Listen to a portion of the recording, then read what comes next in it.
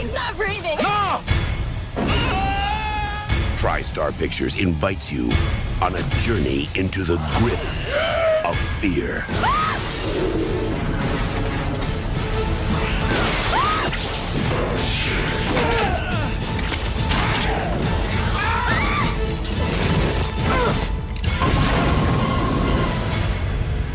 Anaconda. तो दोस्तों मैं हूँ Welcome एजे back. एक्सप्लेन्ड और आज हम बात करेंगे 1997 की कालातीत क्लासिक एनाकोंडा के बारे में। जब मैं कहता हूँ प्रेमी तो मैं झूठ बोल रहा हूँ। इस फिल्म की IMDb पर रेटिंग 4.9, मेटाक्रिटिक पर 77, रॉटन टोमेटोज पर 41 और लेटरबॉक्स्ड पर 2.3 है। देखिए, मुझे समझ आता है कि एनाकोंडा को क्लासिक नहीं माना जाता और मैं यह नहीं कहूँगा कि यह एक क्लासिक है। मेरे लिए ये फिल्म न केवल बहुत नॉस्टैल्जिक है बल्कि मेरे मॉन्स्टर बी मूवी विकास के लिए भी काफी महत्वपूर्ण रही है। जब मैं 11 साल का था और इसने मुझे बहुत सारी वजहों से आज भी मनोरंजन दिया है और मैं अक्सर इसे पार्टियों में दूसरों को भी सजेस्ट करता हूँ। मुझे समझ आता है कि अकेले अपने घर में एनाकोंडा देखना और यह सोचना कि यह बेवकूफी है, ठीक है, लेकिन जब आप अपने सबसे अच्छे दोस्तों के साथ इसे देखते हैं और जॉन वॉयट को जेनिफर लोपेज को ऐसे देखना जैसे वह उसे खा जाना चाहता हो, तो मुझे नहीं लगता कि इससे ज्यादा मनोरंजन हो सकता है। अगर मैं अभी भी हिलारियोसिटी सेगमेंट करता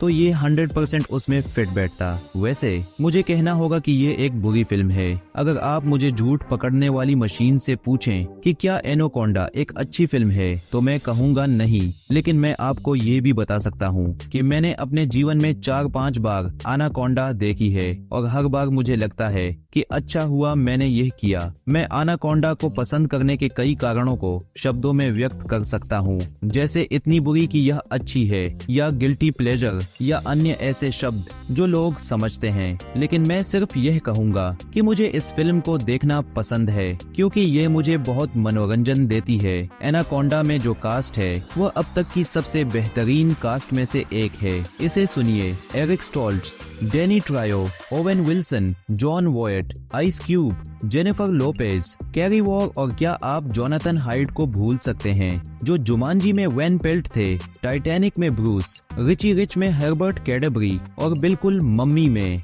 इस आदमी का 90s में तो हर फिल्म में रोल था। क्या आप एक बेहतर फिल्म का नाम दे सकते हैं जिसमें जेलो, आइस क्यूब और ओवेन विल्सन एक विशाल सांप के खिलाफ लड़ रहे हों? नहीं दे सकते। मेरी एनाकोंडा के साथ कहानी 1999 में शुरू होती है, जबकि ये फिल्म 79 में रिलीज हुई थी जब मैं सिर्फ 9 साल का था। मुझे 13 साल की उम्र से पहले ऐसी फिल्में देखने की परमिशन नहीं थी। मेरे पापा ने मुझे फिल्में नहीं देखने दी और मैं उन्हें टीवी में देखता था क्योंकि कुछ साल बाद वह फिल्म नेटवर्क टेलीविजन पर आ जाती थी और मैं उसे देख लेता। नॉस, ये वो समय था जब मैं VHS रिकॉर्डिंग कर रहा था। मैंने पाया कि मैं एक खाली टेप को VCR में डाल सकता था और एक फिल्म को जैसे एक बास को रिमोट से रिकॉर्ड कर सकता था। फिर जब एड्स आने लगते तो मैं उसे रोक देता और फिल्म को वापस आने पर फिर से रिकॉर्ड करना शुरू कर देता। मैंने कई फिल्मों के साथ ऐसा किया और अब मुझे लगता है कि यह शायद मेरी पहली संपादन तकनीक का अनुभव था। एनाकोंडा भी उन फिल्मों में से थी और मुझे इसे देखकर बहुत खुशी हुई थी। मैं हमेशा ऐसी फिल्मों का दीवाना था जिनमें जानवर या दैत्य होते थे। मुझे Jurassic park, the x files बहुत पसंद था और अब जब मैं इसे देखता हूँ तो मुझे कुछ अप्रभावी विशेष प्रभाव दिखते हैं, लेकिन असल में कुछ बहुत अच्छे प्रभाव भी दिखते हैं, जैसे एक शानदार एनिमेट्रॉनिक सांप। मुझे लगता है कि इस फिल्म का सबसे बेहतरीन विशेष प्रभाव जॉन वॉयट का चेहरा है। वह अपनी शक्ल ऐसी रखते हैं जैसे वह ग्रैंड कैनियन में चट्टान की तरह स्थिर हों। यह फिल्म निश्चित रूप से एक मजेदार यात्रा है।